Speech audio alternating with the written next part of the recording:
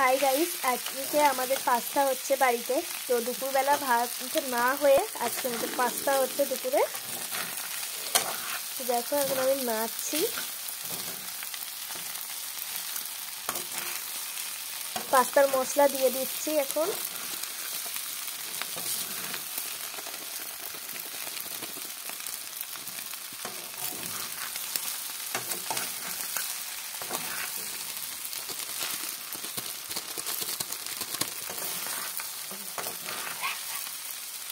Spicy pasta.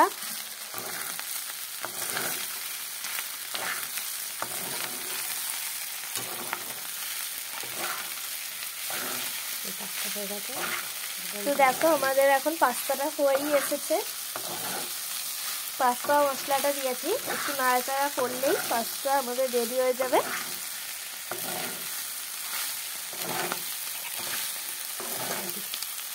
Pasta ready হয়ে গেছে, এবারে আমরা খাবো।